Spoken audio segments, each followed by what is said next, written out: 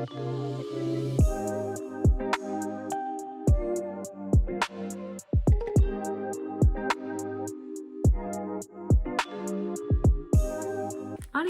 So as you can tell from the title, we are making 18th century pockets and we're also indigenizing them.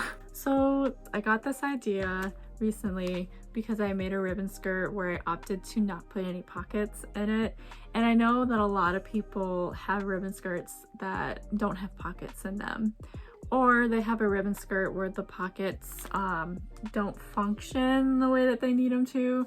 So it just got me thinking about this older video done by a creator that I love to watch. Her name is Bernadette Banner.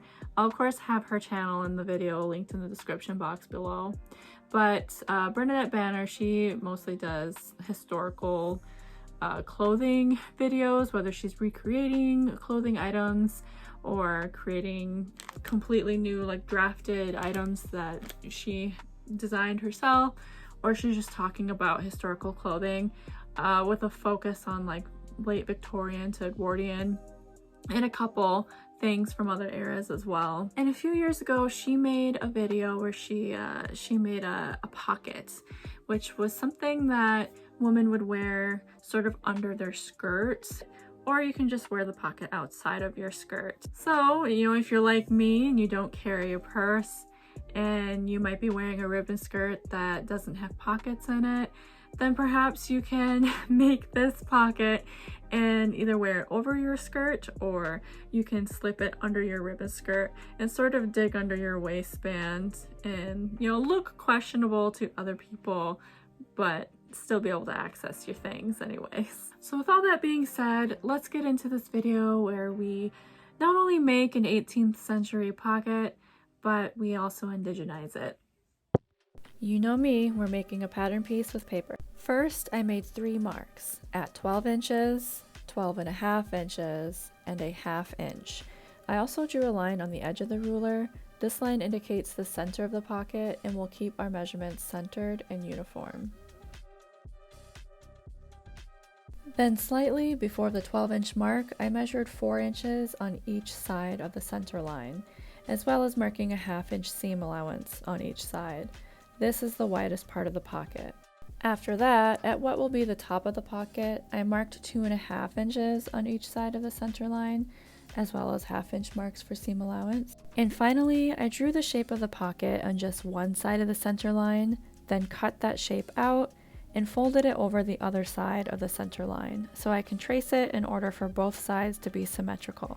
I did, however, realize that I wanted the curve to be a little bit rounder than what I had cut, so here you see me taping on a scrap of paper so that I can alter the pattern piece.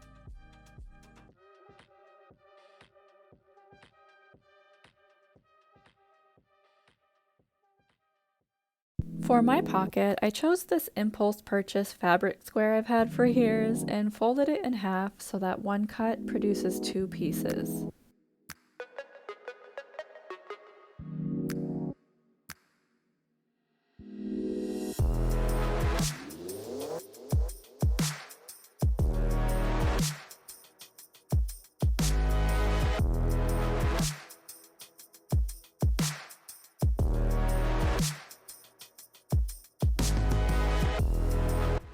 And because we do everything indigenously on this channel, I'm adding some ribbon to make this a ribbon pocket.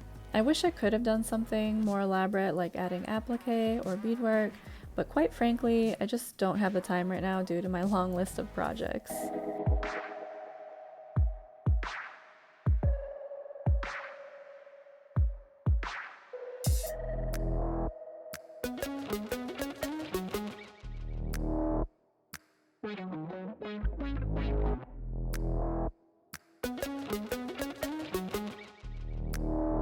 Next, I'm attaching the pieces wrong sides together, and then I'm straight stitching all the way around the teardrop shape. I left the top side open. To form an opening for the pocket, I measured 5.5 inches from the top, and then I just made sure that point was in the center of the pocket width. I will note here that I do wish I would have measured 6 inches from the top instead of 5.5, just because my pocket opening ended up being a tad too small for my hand. I then found the center of the width at the top before drawing a line to connect those 2 points.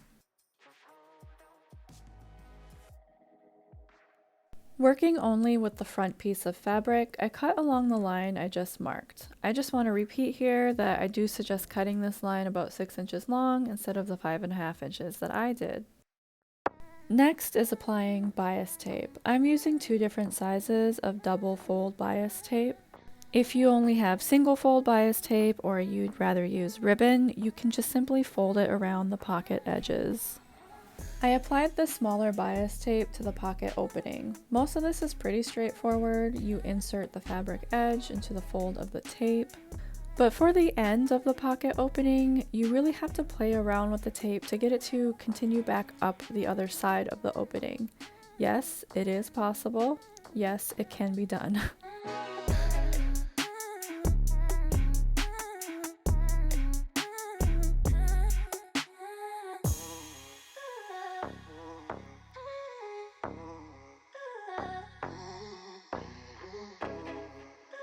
Now, you probably could machine sew this, but like our girl Bernadette, I'm hand sewing the bias tape onto the pocket using a felling stitch.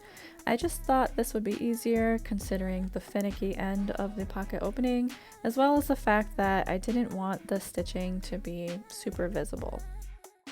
But doing a fell stitch, of course, means that you have to fell stitch not one, but both sides. To keep the pocket laying flat, I set the top end of the opening side by side and let the bottom end set naturally in order to overlap the tape. Then I stitched that overlap.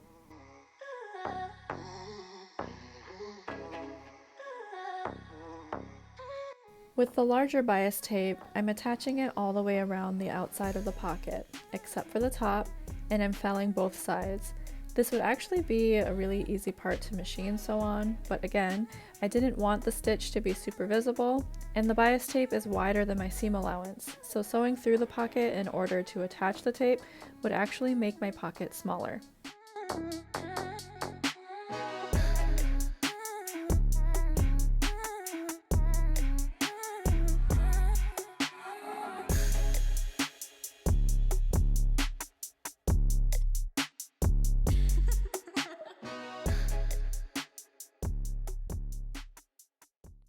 Finally, for the top edge of the pocket, I measured out enough of the larger bias tape around my waist with a little extra in order to tie it, cut the tape to that size, and then I found the center of that tape.